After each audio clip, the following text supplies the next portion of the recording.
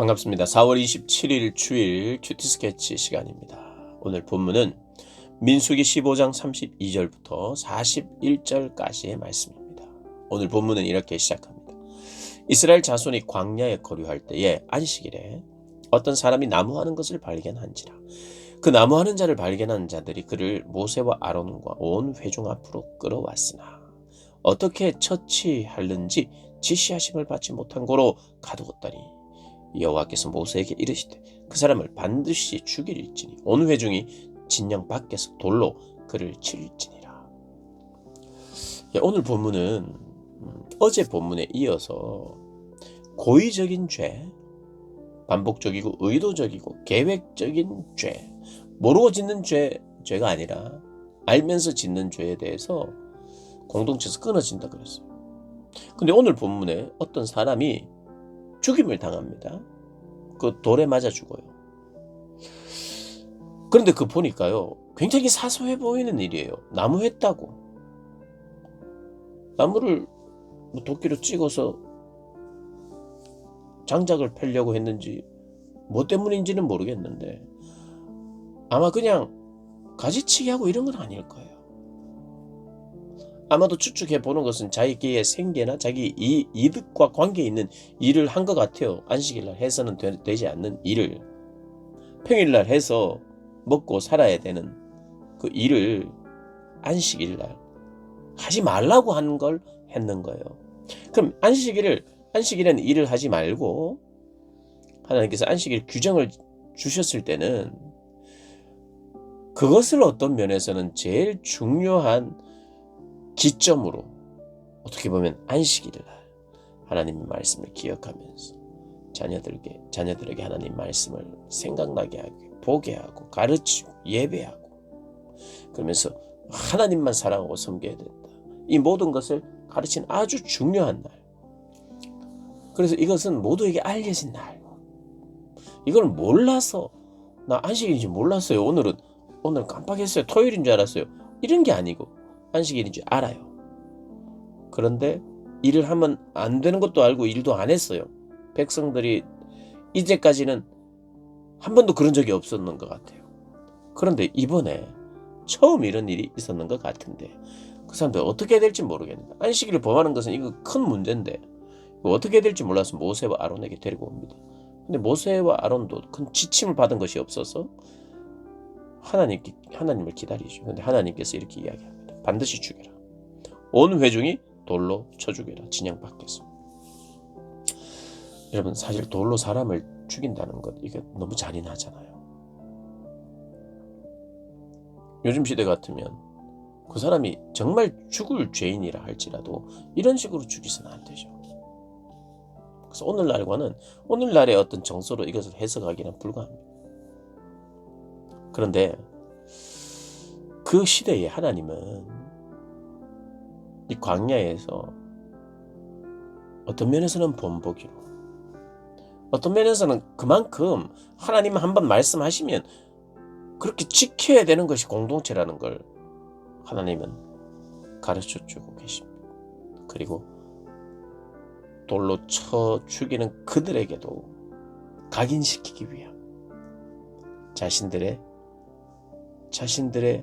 죄 짓지 않음이 얼마나 중요한지 죄를 지으면 이렇게 된다는 이런 것을 기억하면서 하나님을 더 두려워 떨며 주님을 섬기게 하시는 또 하나의 방법이죠.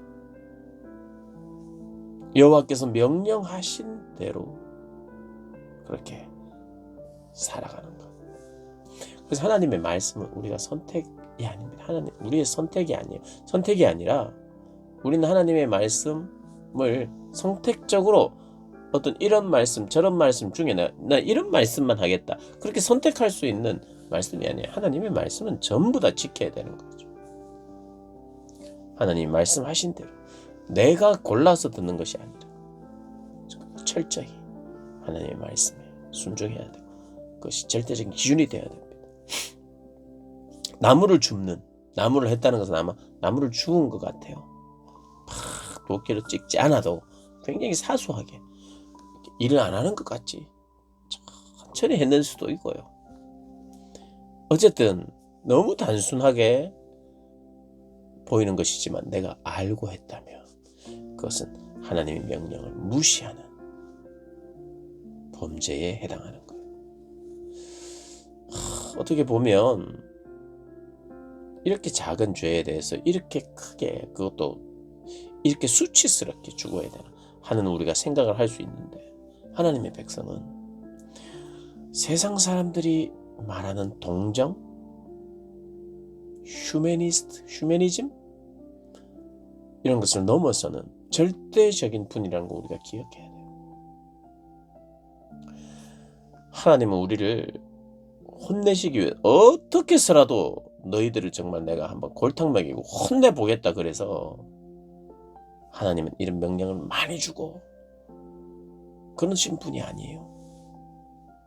하나님의 백성이라면 당연히 갖추어 가야 될 그 아름다운 모습, 거룩한 모습을 하나님이 구체적으로 보여주시는 거죠.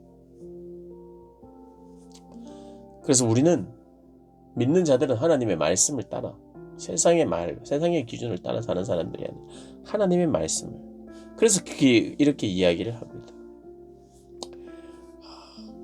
이렇게 사람을 쳐 죽이는 것도 하나의 중요한 내 속에 각인되는 죄에 대해서 멀리하는 그런 것이기도 합니다.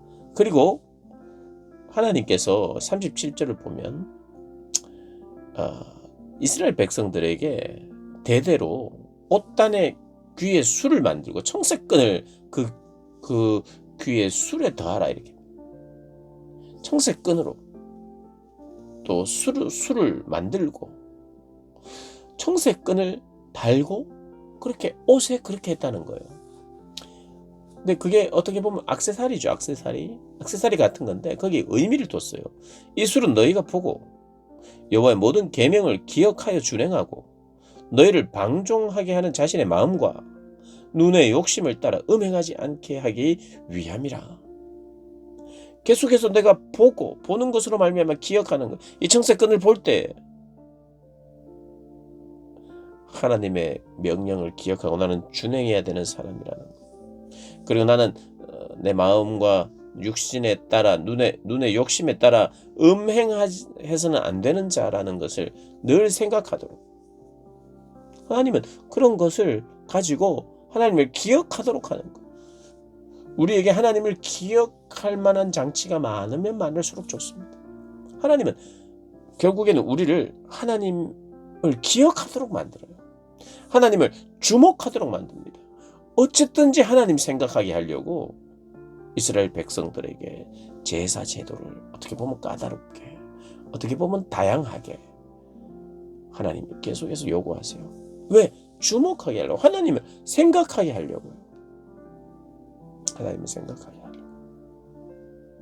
그래서 이런 것들을 하십니다. 청색을 보고 내가 하나님의 계명을 기억하고 준행하라. 그래야 너희가 내 모든 계명을 기억하고 행하면, 그래서 40절에 그렇게 이야기를 하잖아요. 그냥 단지 기계적으로 행하는 거 말고요. 기억하고 생각하여 판단해서 행하면, 기억하는 것이 중요합니다. 기억하고 행하면, 여러분 기억한다는 것, 하나님의 말씀, 하나님의 마음, 하나님의 행하심들 내가 기억하고 이거 지켜야 돼 하는 그런 하나님 말했기 때문에 어쩔 수 없이 지켜야 되는 이런 기억이 아니라, 우리를 인도하시고 사랑하시고 우리와 함께 하시기를 원하시는 그 하나님에 대한 기억, 그 기억을 늘 하면서 생각하면서 묵상하면서 교제하면서 행하면 너희의 하나님 앞에 거룩하리라. 나는 여호와 너희의 하나님이라. 나는 너희의 하나님이 되려고 너희를 애굽 땅에서 인도해 내었느니라. 내가 너희의 하나님이 되기 위하여, 너희가 내 백성 되게 하기 위하여. 아니, 하나님은 그들이 하나님이잖아요. 한번 데리고 나왔으니까 하나님이에요, 그냥. 그런데 내가 너의 하나님이 되려고 데리고 나왔대요. 그럼 이미 하나님이 너희 하나님 됐는데도 불구하고 기억하고 행하고 순종하는 거룩한 백성이 되게 하려고 하지요, 이거죠. 그러니까 하나님의 백성이 된다는 건 그것은 거룩한 백성이 된다는 거예요. 그런 거룩한 백성들의 거룩한 하나님이 되고자 너희를 데리고 나왔다는 거예요. 이 말은 그런 말입니다. 애굽 땅에서 인도하여 냈는데 내가 너희의 하나님이 되려고, 너희는 내 백성이 되게 하려고. 근데 거기에 수식하는 아주 중요한 게 있어요. 그게 바로 내가 거룩한 하나님이 너희가 거룩하라. 내가 너희를 거룩하게 하려고 데리고 나왔다. 왜? 내가 거룩한 하나님이고 너희는 거룩한 내 백성이고 그 관계에 맺고 싶어서 내가 데리고 나왔으니 너희는 내 말씀으로 거룩해지고 순종으로 거룩해진다고 말하는 것입니다. 우리가 거룩해지는 방법은 딱 하나밖에 없어요. 하나님의 말씀을, 모든 말씀을 내가 행함으로, 지킴으로, 순종함으로, 그리고 그렇게 순종하고 있으면 그게 거룩한 거예요. 하나님이 거룩한 내 백성이라고 보는 거예요.